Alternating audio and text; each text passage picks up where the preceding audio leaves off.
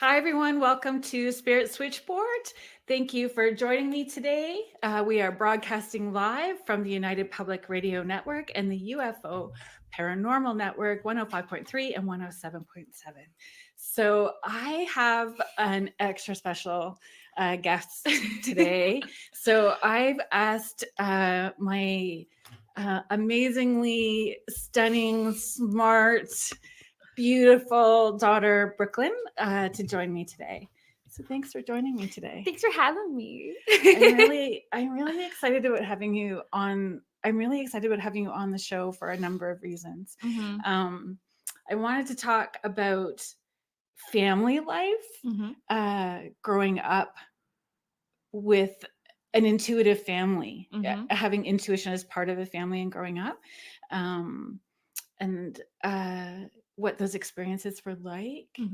And then I want to talk about anxiety. Sounds good. Unpacking anxiety is a whole thing. Normally people charge for that. It's like, but being able to discern your intuition or not confuse intuition and anxiety, and that's a big thing. And so many people are dealing with anxiety issues right now, and it disconnects you from your body. It disconnects you from being able to feel your intuition. So it's really like your third chakra is where that's coming from. But yeah, sounds good. Yeah. Do you want to start? Do you remember having experiences when you were a kid? I do. They get blurrier as like the older I get. How so? I think it's just because I was so young. Like I remember being a kid and I remember we were living in an apartment building when me and my brother shared a bedroom together. And I remember going to sleep and I slept alone and my brother slept in a bunk bed next to me. And I remember laying in bed being scared because someone was sitting at the end of my bed. Do you remember that? The man. Yeah, there was a man at the end of my bed. And I was like, there's a man sitting in my bed. And I didn't understand why there was a man in my room and why there was a man sitting on my bed. And I remember being super scared. And then I think I remember you asking me if I was like scared of the person. And I don't remember being scared. I just didn't know who it was.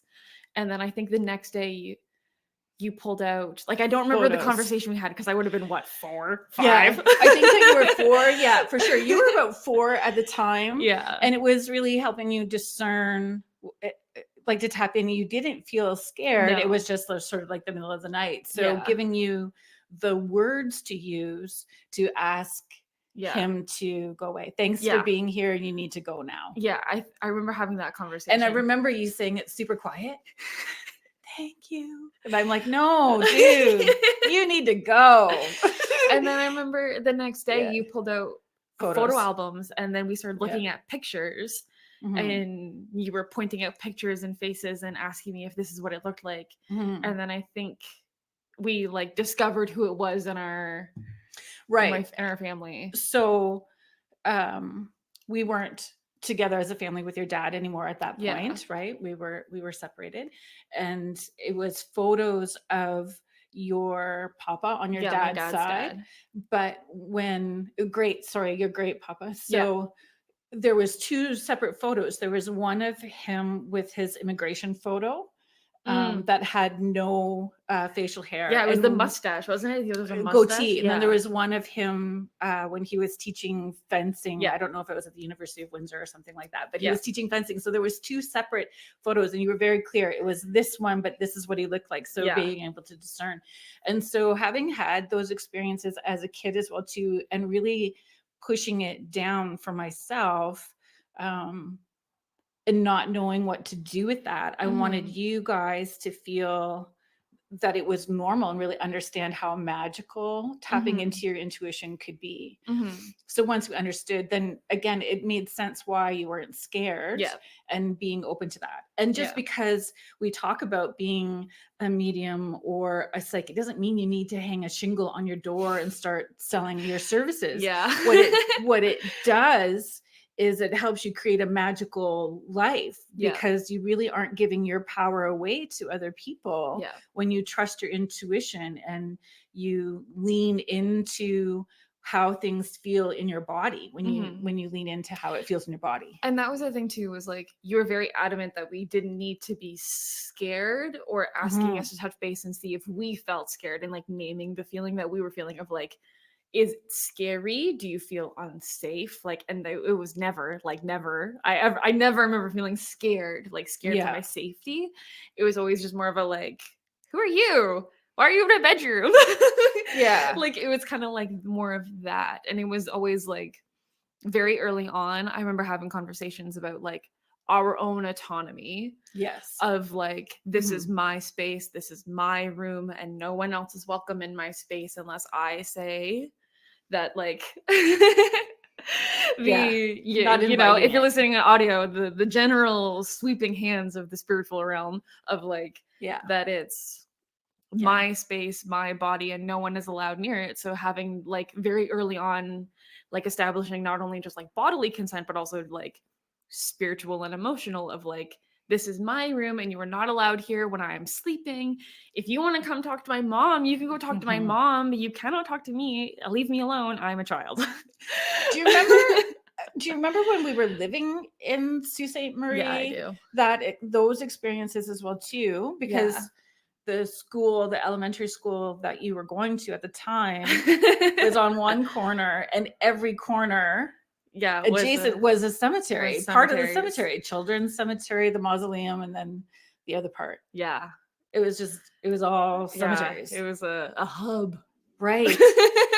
And here's my kid with this little light of mine above her head at the time, extra sensitive. Do you remember? You're like, me having to tell you, just if they are bothering you, not when I'm at school. Yes, exactly. Leave me alone. I'm at school. I'm here to learn.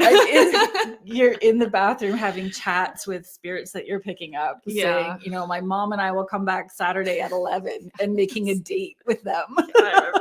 I vividly remember doing that. Yeah. I don't really remember who it was. Like, I don't have any memory of that anymore, but I remember being like, in my head. Right. And sometimes I don't think the who matters. The who doesn't necessarily matter. It's establishing if they are needing something, what are they needing and what are you needing, and putting that forward. And being okay. You shared something with me a couple of weeks ago. It's okay. I don't remember. That's okay. I'm going to remind you. Oh, good. Okay. I'm going to remind you. Okay. So we were in the car and you said, so I had a funny conversation with my friends. And my friends' moms. Oh, yeah. You know where I'm going? Yeah, saw you on Facebook. Saw me on Facebook. And your friends at that point didn't really know who I was or what I do. Not the scale is kind of, I think, what it was. Oh, to the scale. But I think when you guys were small, I was doing hair. I was working as a hairstylist when you guys were small. Yeah. So it was that shift. And for me too, it was a learning curve, shifting into doing this as a full-time job, as a career, being of service, and for myself, and having to learn those boundaries, because being of service, I didn't have really good boundaries because I was so used to being a people pleaser. Yeah. A mom and a hairstylist. Yeah. You're a full-time hairstylist and a part-time ghost whisperer was what I remember explaining it as. Yeah, that's what you told people. Yeah. I was like, Ghost Whisperer with Jennifer Love Hewitt as a child, and everyone's like, no, I don't know what you're talking about. I honestly enjoyed that show just because she had the prettiest pajamas. Yeah. It was just, she had pretty pajamas. It was the only reason why I watched it. Yeah. And taking on so much work. And at the time, but I don't know if I've ever really apologized to you guys for all of this. And if I haven't, I'm sorry. Well, we're going to do it publicly now. Is not understanding the amount of work that I was doing was creating energy in the house that would also affect you guys. Yeah. So doing those sessions and doing healing work and like helping people dump the energetic garbage can of shite that had built up around them. Yeah. And how that would affect you guys if I wasn't really understanding. So there was a lot of learning at the beginning, because you guys would not have the language and emotionally act out because you were feeling all of that. And energy and not knowing what it was. So it was a lot of big learning at the beginning. I think for me, like for you now thinking back to like when we made that transition and how hard that transition was and how like confusing it was as a kid. It's like, I remember being confused now, like then, but thinking about it now, I was like, you were doing it for the first time.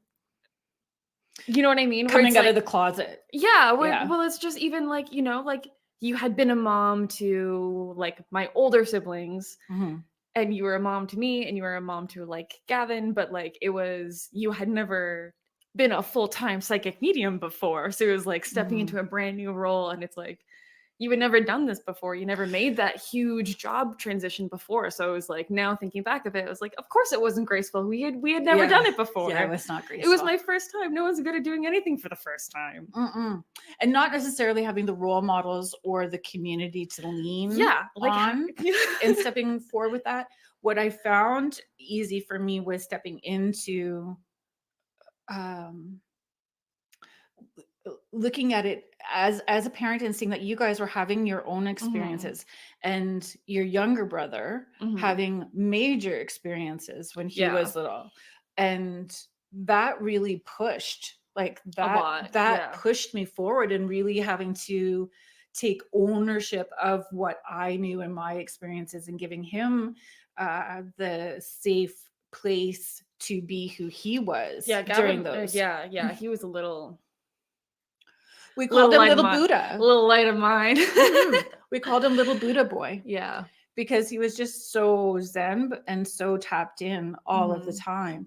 And for me, understanding what I needed to do to support you guys on an intuitive level and making that normal. But I remember with Gavin, there's just so many stories. He came out of the womb speaking Sanskrit. Yeah, it was really, and I wish that was a joke, but it's not. But he really did come out of the womb and start speaking Sanskrit mantras to us. Really, when none of us knew what Sanskrit was. So that story. I think he was just over 2, not quite 3, about 3, turning 3. This little. He was little. He was just wee. He was just wee for sure. But and it was bedtime. And he was holding what I learned, because we had all these photos of him as a baby with his hands up over his eyes, like he was playing peekaboo. But then once he got older and had words, he was actually seeing spirits. All of those pictures that we had taken, he was like creepy seeing spirits. And so once we really understood, then I understood how I could support him in a better way. Yeah, it was very signs. Oh yeah, but he very much. So Haley Joel Osment. He was seeing a female at the end of the bed, and I said, I'm not seeing her. This is your experience. Can you tell me what you're seeing? Explain it to me. And he said, it's a lady. And what does she look like? Is she taller than mommy? But I mean, I'm 5'3", so everyone's pretty much taller than me. So she was taller. And I said, does she have something to say? And he said, Om Mani Padme Hum. And so I was super confused. I said, I don't really know what that is. I said, but what does she want us to do with it? And he said, we're just supposed to say it. We're just supposed to say it, Mama. And I went, okay, so we say it. So I was scratching his back and I was saying it. And I said, did the lady leave? And the lady left. And when I searched it the next day, it was Kuan Yin and her mantra. It was like really, I think it was about peace and harmony within a family structure, which is what we were needing. Weird. We were so needing that at that time, because our personal life and our family life was so chaotic and turned upside down. That's exactly what we were needing.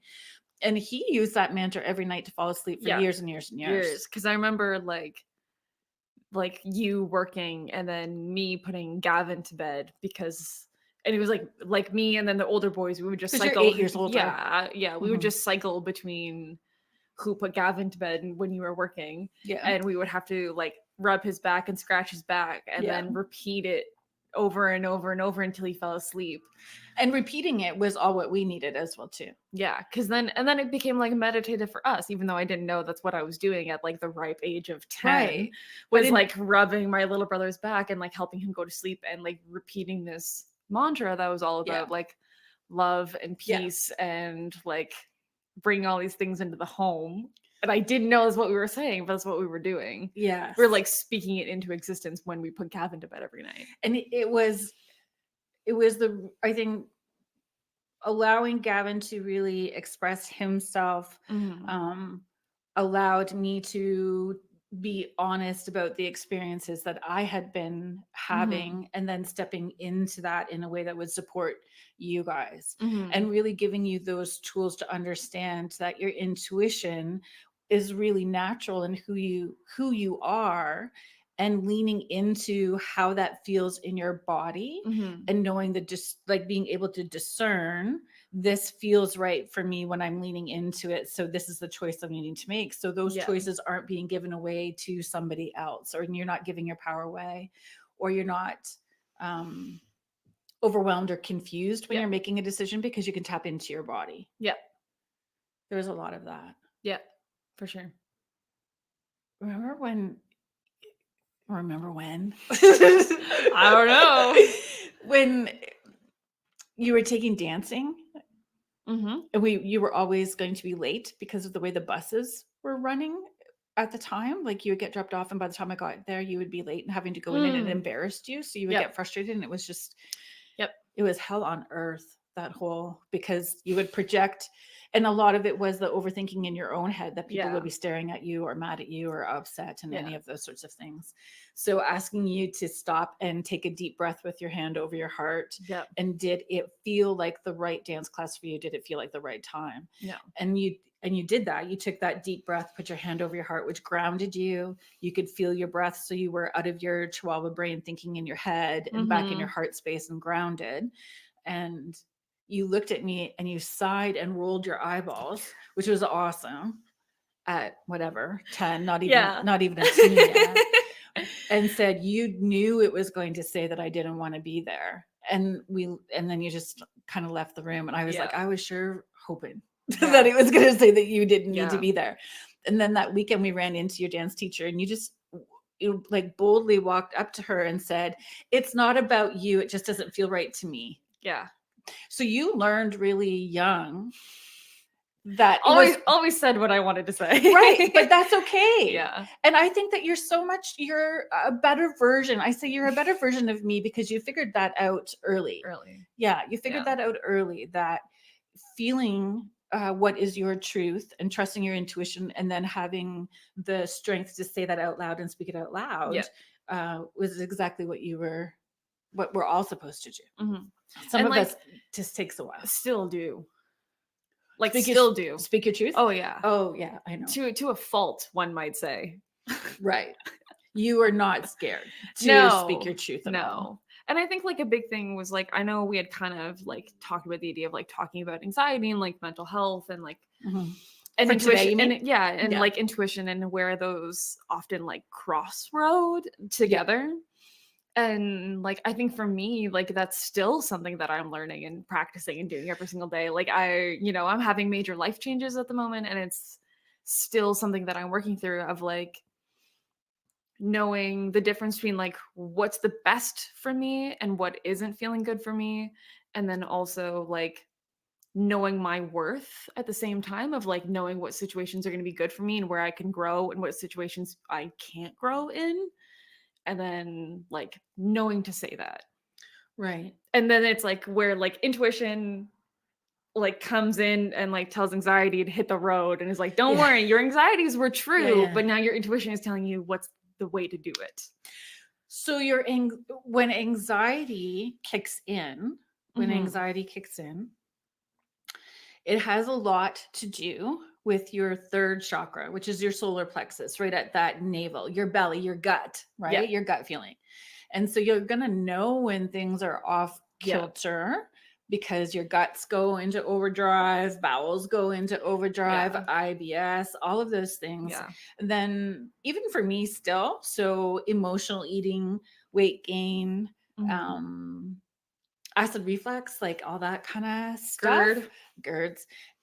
If it's been ignored, so that pushing down emotions and letting the ego in your brain, your overthinking Chihuahua,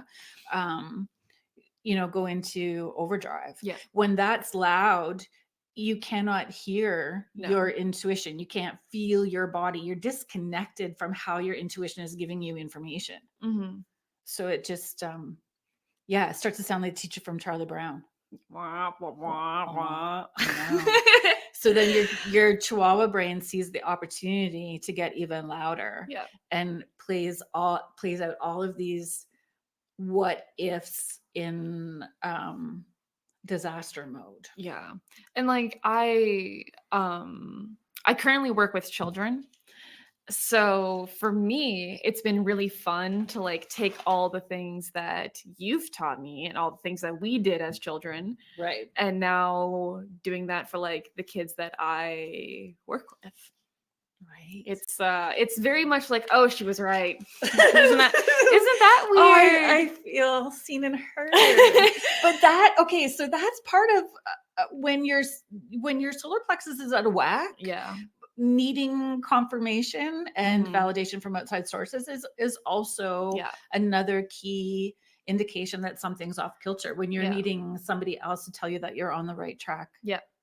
Is when you're off kilter. Yeah. Because like for me at my job, it's a lot of like children's emotions and all of that. And like someone has the toy that I want to play with. And then it's like, it's a disaster because. Well, and when you're energetically sensitive and you're an empath and there's big emotional outbursts from the people around you, it's like a million times worse. And so if your solar plexus, if that gut is off kilter, you're going to have unhealthy boundaries. You are not going to have the discernment, right? So you go into people pleasing mode. Yeah.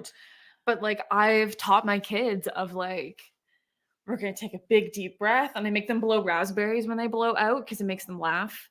Oh, that's smart. So I like make them like big belly, like balloon breaths is what we tell them, big balloon breaths. Right, which is what you did when you were little. Yeah, when we were little, and then I make them blow raspberries because it makes them giggle, and then as soon as I start laughing, then they feel better. Or like sometimes I make them stomp, and if they need to get it out, we stomp our feet to get it out. Yeah, and laughing redirects you because the laughing is a full breath. Yeah, and that's such a key factor in like you have to hold your breath. You can't hold your breath. Holding your breath disconnects you from your belly, disconnects you from taking up space. And then it's like grounding at the same time because I'm like, oh, we're going to take deep breaths and we're going to stomp our feet and like get back into our body and not be in our like emotional little melons, and we're going to calm down. And it's like, those are things that like I need too, because when their emotions are up here, I'm so sensitive to them. When they get super emotional, then I get super emotional, and then I'm not in a good place either. So like allowing the kids to take their time and space to calm down and like ground themselves and do what they need to do to feel better gives me the like 15 seconds for me to take a deep breath and calm down, and for me to stomp my feet and feel better. And then we can move on. So color. Yeah. Color is also, so yellow, having yellow foods, color. Yeah. Essential oils. Yeah. We use a lot of essential oils. Yep. Rosemary, lemongrass, ginger, those essential oils are really good for your solar plexus. And positive affirmations. We kind of have I don't know, positive affirmations. I mean, okay, I feel like I was about to step into a big pile of dung there. So positive affirmations work. I am statements are powerful. The I am statements I struggle with. If you have a negative core belief system, you kind of negate what you're saying as you're saying your positive affirmation. Like if I stood in the bathroom mirror and said, I am my perfect weight and I love myself wholly and completely, I've told myself off before I turn around and leave the bathroom because I know it's currently not true. I mean, I love myself, but I know I'm not like at my perfect weight. But if I said I'm in the process of, and I know that I'm taking all of the steps, then it's a truthful statement, right? Are you with me? So positive affirmations can help when you're off kilter too with them. Do you struggle with positive affirmations because it makes me feel silly. So I started saying it in like second person to myself, kind of like a choose your own adventure. So instead of being like, I am blah, blah, blah, blah, blah, I say you are. And I like say it to myself in the mirror. Oh, that's and I say it to myself like someone's talking to me. Or sometimes I say like we, like me, and then all the little me's. Right. And all the future All the me's, minions. all the me's in every Mhm. timeline and universe. We got this. Alternate dimensions and alternate realities. Yeah, like I prefer saying we to myself, Right. because then it makes me feel like I'm not by myself and it's not up to me to have to do all the heavy lifting. So I like saying we got this and we're doing great. We're doing everything we need to be doing. We're making all the right decisions. Right. We got this under control because it's me and all of me and not just the current me that's stuck in my brain and is full of goblins and gremlins, as I tell myself all the time. So it does all feel of me feels super overwhelming when the thoughts get out of control. Yeah. Because you're so disconnected from your body and you can't lean into all the possibilities and be curious about all the possibilities if you are caught up in the overthinking. Yeah. Which creates the anxiety. And then the other part of like why I like saying we, because it's like me and like, I don't know if you talk about like your team, like spirit guide teams, because then it's also like me. And then like, I know it's me and my great grandma and my great grandpa and my grandpa Jean and like my friends. Like I know it's like me and then all of my people in spirit, like we got this. So whether it's out of my control and it's in their hands, they're gonna take over till it's back in my hands again. Well, and trusting that you have a team, and it's hard to trust if you are not centered and grounded and calm. Yeah. I find walking outside as well too, right? Yeah, standing outside. Grounding outside makes a difference as well too. Yep, standing in the sun. Standing in the sun and soaking it up for sure. Mm-hmm. Showers, having a bath or a shower, I find. Mm-hmm. And if I don't, I know it always kicks me. It always kicks me in the rump if I've had a heavy duty, energetic day and I don't take the time to have a shower after. It feels like having a hangover the next day. Not that I'm like have had many hangovers no. to know that, but I always call it like a psychic hangover. So then I have a shower and then I'm clear thinking again. Yeah. Because it's like washing all of that energetic stuff off. And I know that there's lots of other ways, right? Like tuning fork and sprays. And I understand that there's all of that. Sometimes you're just so tired, energetically drawn at the end of the day. Yeah. So the things that you know to do and to put into practice, sometimes there's a delay, but as long as you're doing it, it's great. Yeah. Journaling too. I don't know. I don't journal. I'm not a big journal. I try. I feel the same way about journaling as I feel about positive affirmations. I don't know. But you do the positive affirmations, just do them in your own way. Yeah, but like when I'm writing, I don't know what tense to write in. So I struggle with journaling, and I think it's just because I don't know, I'm neurodivergent, but like I struggle because I never know if I'm supposed to write it in first person or like me, or I don't know. I think it's just because I'm for some people neurodivergent. Because so okay, then if you're not writing it, some people need to talk. I find I'm this way, and I find that you're the same. Probably. In needing to talk it out loud. Yep. So I'm very much I need to dump the overthinking somewhere. Yep.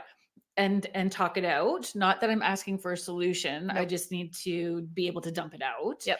And then most times once I'm airing it out, then the solution comes. Yep.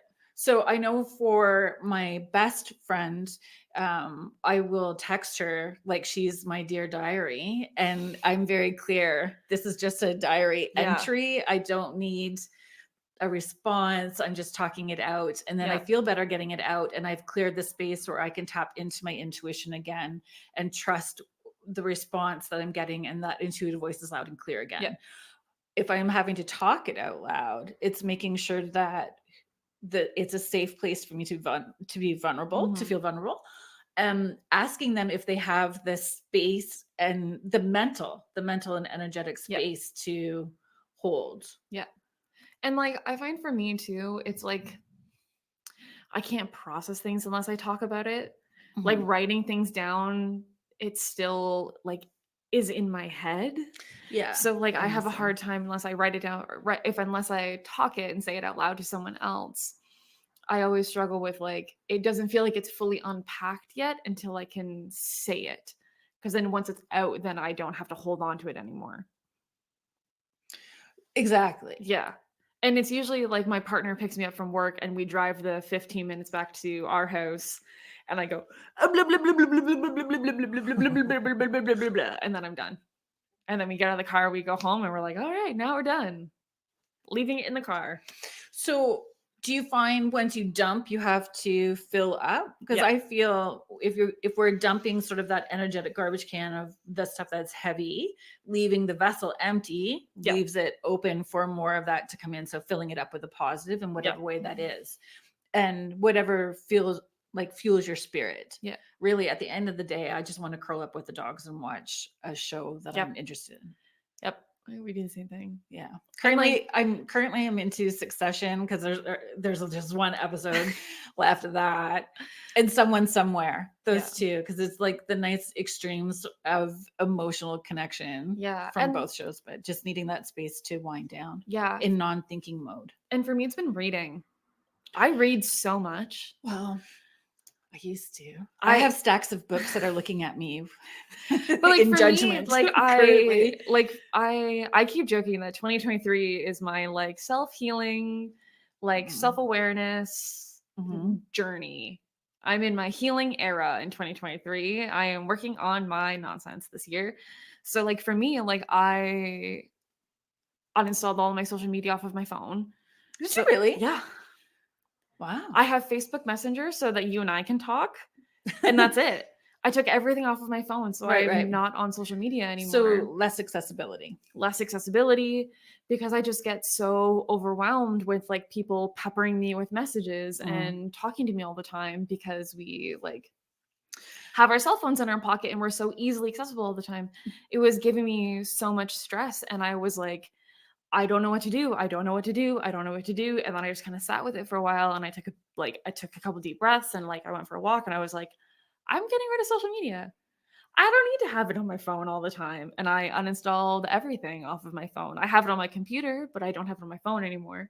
And then it made a huge difference because now I'm not like reaching for my phone and like seeing things that like make me feel poorly about myself or having the stress of being reachable to other people all the time. I think that people forget that being online, opening up your computer or getting onto the phone is opening yourself still energetically, right? Yeah.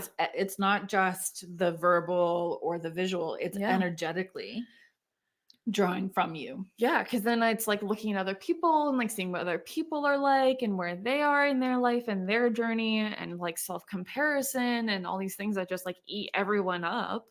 Oh, so, I don't even go there. Oh no, I do. Not at that place. I think because I'm over 50 now, so I have a different perspective about that. I'm 25. I'll be 26 this summer. Yeah. But I took the initiative and I uninstalled everything off of my phone. I'm proud of you. Thank you. And I was like, I'm just not going to do it. And I was like, what? And now I realize I have all this free time. I'm like, I have so much time now that I'm not on my phone looking at people's lives all the time. So like I've read 45 books this year. Good for you. Yeah. I like picked up a hobby. I read all the time now. So do you find having made that changes how you trust your intuition? Yeah, totally. Because I was like, something's wrong. And I knew something was wrong. And I was like, I just feel icky all the time. And my stomach hurts all the time. And I feel sick all the time. And then I uninstalled social media. And I was like, oh, I feel a little bit better now. And I'm like, I don't sit and consume content that makes me feel inadequate or in any type of way that makes me compare myself. And if I'm on my computer and I find myself doing that, like on social media on my computer, I close it.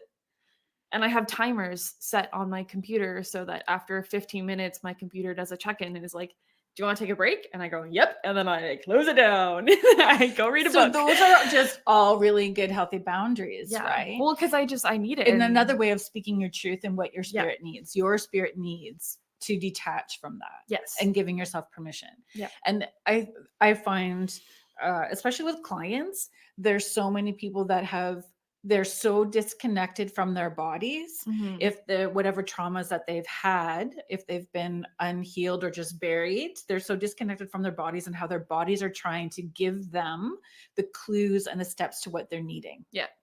And like that's the issue, was like I just was feeling unwell, and like it just like it really like not listening to yourself manifests in health problems.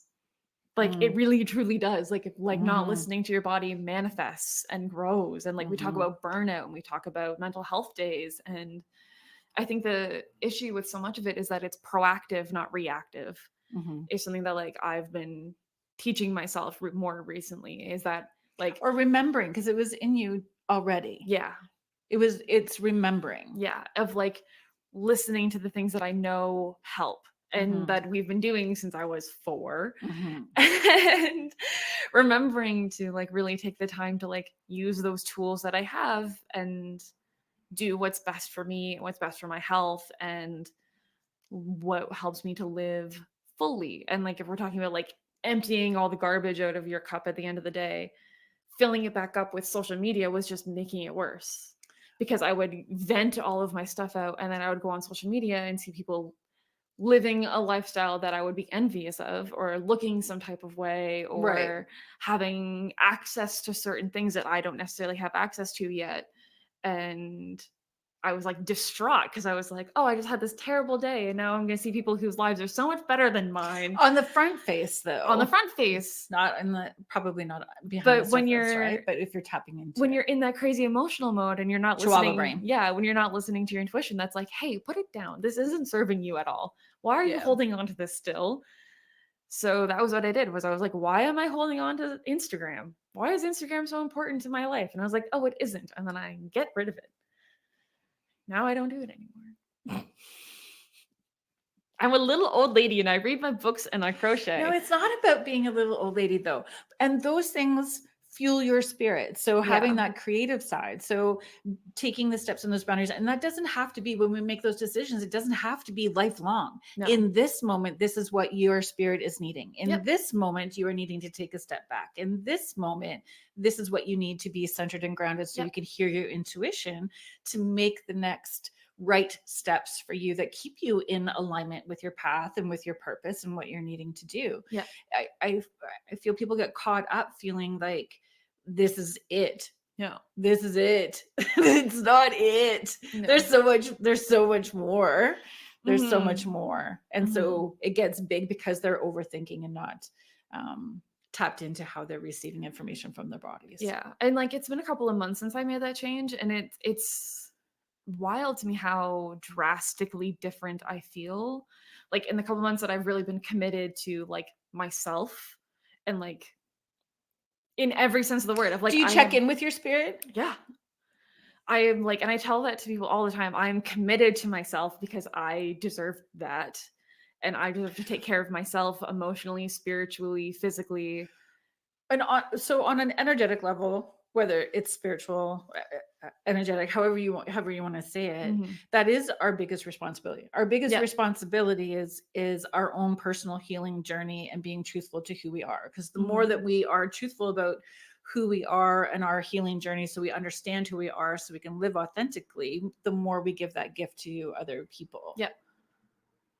We don't project our, and I that's where we can get out of control, not out of control, where we can get off balance. Yeah, like out of alignment. We do, because if other people are projecting their stuff when they are out of alignment, and they're projecting their fears and projecting their anxieties, and then we get off balance, then we kind of, it latches on like gum on the bottom of your shoe. Yeah, and that's the thing too, is like I noticed how much smaller that my circle has become since like really committing to honoring myself in every shape and form. No, I don't want to do this thing. No, I don't want to be on this project. No, I don't want to attend this thing. No, I don't want to hang out with this person or doing certain things. And like I really have noticed a huge difference since I started listening more to my intuition and listening more to like what my body is telling me, because it was making me feel bad. And now I just don't do it anymore. And like it's made my life smaller, but it's also like fuller. Like I was in a big bowl Right. before, filling this big Right. bowl full of garbage. And now I'm in a smaller bowl, but it's happier and Right. healthier. Do you find when you're in a clear space and in alignment with your spirit, in alignment to receiving information, that you understand, see, hear, feel, know when you're receiving signs from spirit? I think Like so. synchronicities, the Yeah. synchronicities fall into place a little easier? Yeah, for sure. And I think like I've made some major life changes recently, and like just career path wise. And that was a huge, if trying to think of my words. The signs were there from the very beginning that a decision that I had made wasn't the best decision and that I wasn't in alignment. And then it took me 8 months. 8 months to realize and really come to it, because I was like, maybe I'm just not trying hard enough. Maybe I'm not trying hard enough. Maybe I need to do this. Maybe I need to talk to this person to make this person happy.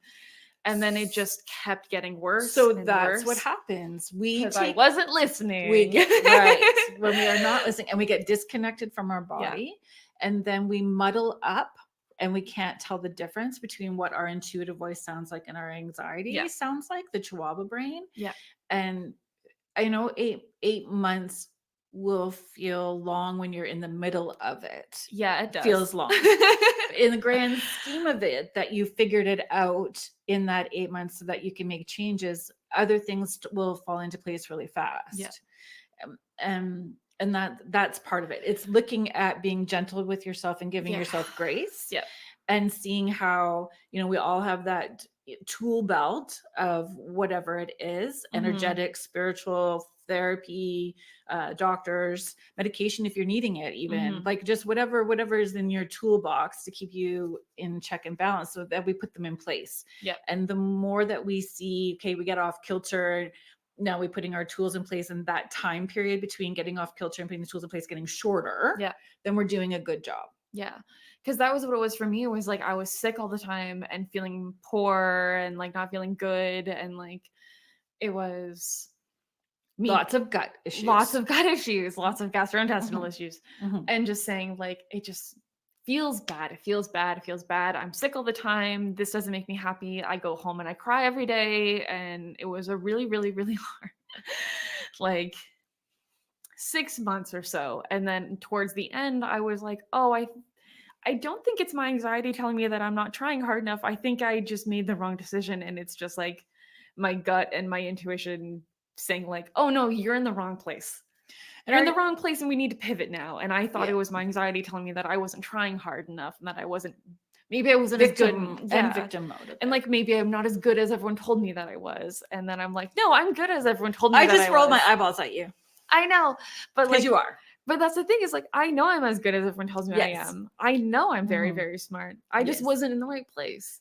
Right. And now I know that. And it's not for lack of trying. It's just that I know. If you pull back and look at that, if you pull back and look at it from a spiritual standpoint, right? So not in the middle of that chaos. So you're pulling back from a emotional detached point of view.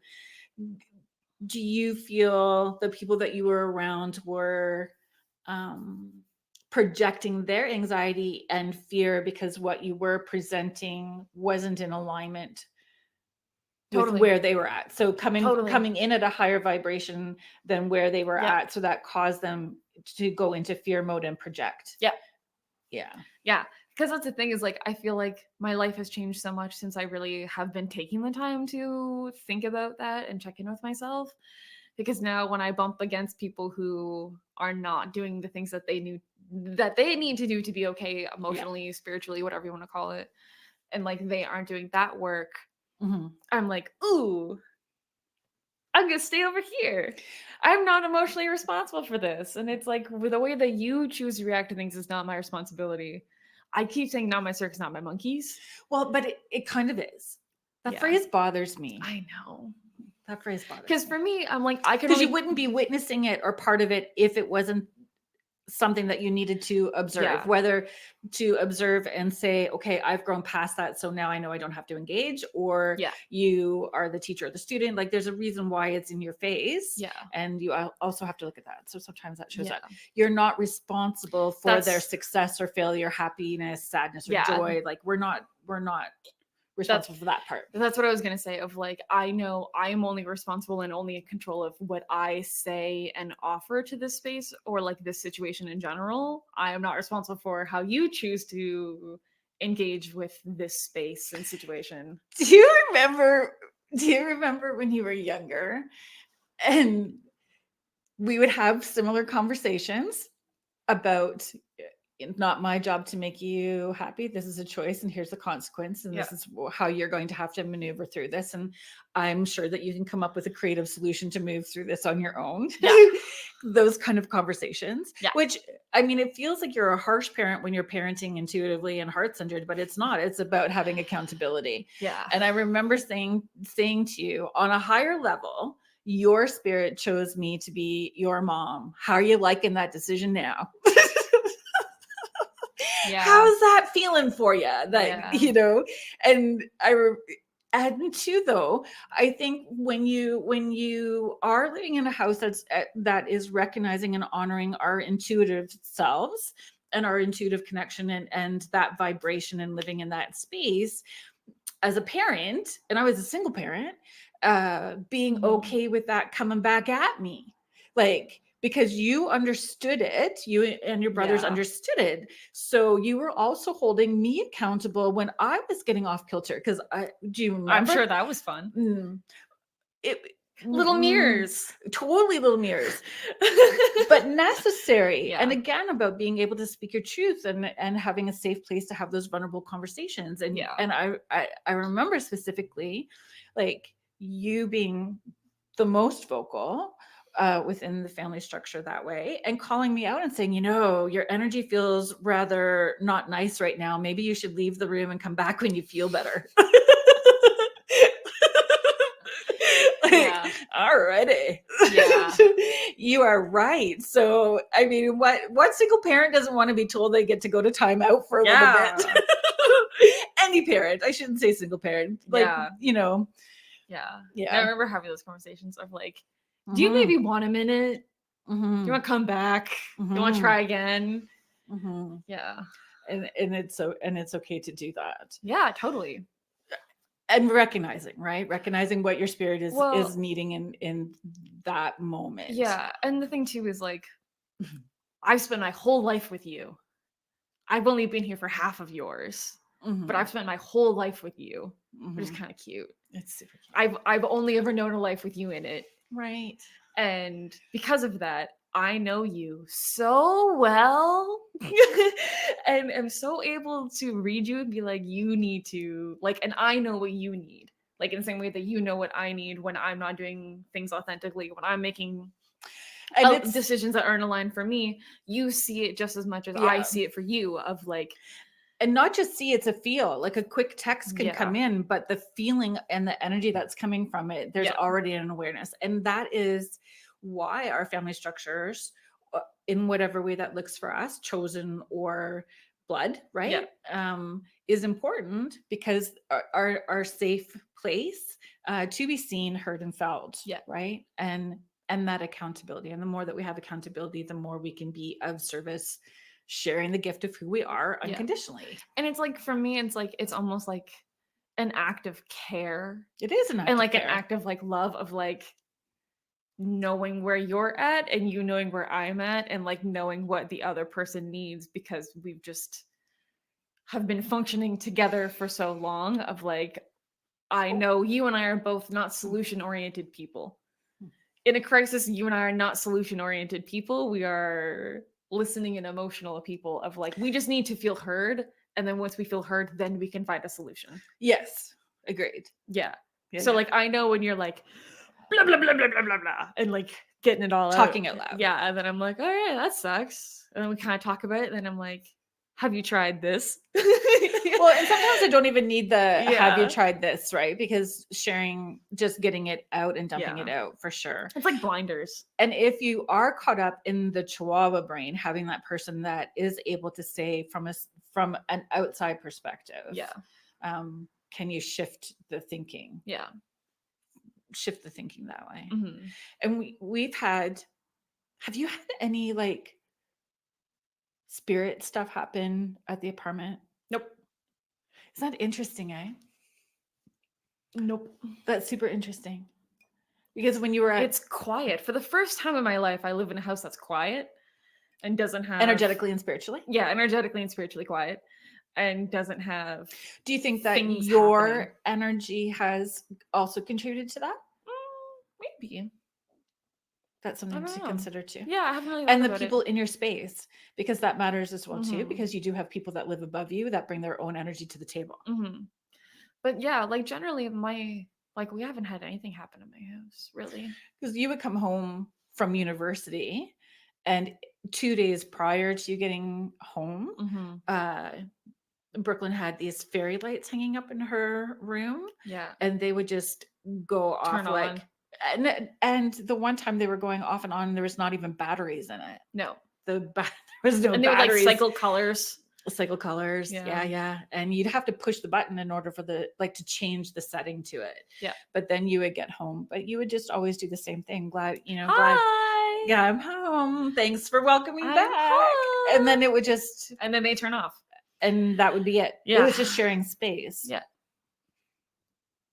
Yeah. Yeah, I have no idea. And I still don't know what it was or who it was. It doesn't matter to me. No, it doesn't matter to me either. It was just like, it was always this very funny thing that would happen where it's like days building up to me coming home from school for the weekend. All the lights in my room would be playing and having fun and yeah. And specifically you. I mean, just me. And in this house. Just me. Mm-hmm. But like the amount of experiences we've had in this house of like doors and cupboards and the knockers and stuff like that. Mm-hmm. It's usually right before something big is about to happen. Mm-hmm. Some movement forward. Mm-hmm. So I don't find it. It's not unnerving. And I think that's the cohabitating, like understanding if it's our divine team and we're energetically sensitive, we're in flow. Yeah. I think the only time it felt scary to me, which was another learning curve, was a huge learning curve for me, this experience. Do you remember when we moved into this house, which would have been 7 years ago? Yeah. I think it was the summer after. So not that first summer, the second summer. I had got into such a funk and I didn't understand. And remember, I was crying all the time. I was just laying in bed and crying. It was almost like, so when the cupboards were slamming? Yeah, cupboards were slamming. There was a whole bunch of stuff going on, but I was so caught up, I didn't see. And it was not good. It was not good space. And I didn't understand what was happening. And I really wasn't sure who I needed to turn to, but you guys were seeing all of this stuff. And then, and it was sad. Like I just cried and did sessions. I wasn't eating. It was not good. And then I did a session and came out from the office and it was like, like the mud had been wiped from my eyes. I had had a shower. It was like, okay, I'm back. And that's exactly what I said. I stepped out of the office door and went, okay, it's done. And I'm back. And it was such an eye opener where I had thought I had always been really good with boundaries, with energy, boundaries with spirits and stuff like that prior to working. And somehow that had slipped in and attached and I was unaware. So it was a huge learning curve for me in making sure that was happening all of the time. All the time, that leaning in and understanding my energy, what was mine, what wasn't, and protection and clearing. So like I've never had an experience like that again since then. And in that session, that client's mother had been in such a severe depression and had died by suicide. And she was doing that for months leading up. She was in bed crying. So it was just, it was a super learning curve. But I mean, again, understanding why it's so important to understand that discernment between our stuff and other people's stuff, our stuff and spirit stuff, and tapping into your body so you can tell the difference. Yeah. And that's been a huge, I think, a lifelong lesson of like, I remember even being as a kid, like being grumpy and miserable and feeling overwhelmed, and you asking if this was ours or not. Yeah. Is this you? Tapping in, is this your stuff or somebody else's stuff? Yeah. Is this you, or did someone else have a day and you just brought it home with you? Yeah. Whose is it? And then we kind of go, dang. All right. Right? Yeah. Like, but then it gives you room to decide what you're needing to do. Yeah. You take action in whatever way is necessary when you know where it's coming from. And I still do that. After I finish my shifts at work. I'm like, busy day. Thank you so much for being on here. Yeah. Thanks for having me. I love hanging out with you. It always feels full circle whenever we do one of these. I know. From like when little me and I come to work with you. So from folding towels in a hair salon, at the hair salon, to hanging out with me and doing this, or working on investigations. It's been a big journey for us. Day one. Thank you so much. You're welcome. Thanks for having me. So thank you to everybody that's been tuning into the show. Thank you so much. And a big, big thank you to the United Public Radio Network and the UFO Paranormal Network, 105.3 and 107.7. Thank you so much for hanging out with us. You've been listening to Spirit Switchboard with host Kerrilynn Shellhorn on the United Public Radio Network, 105.3 New Orleans.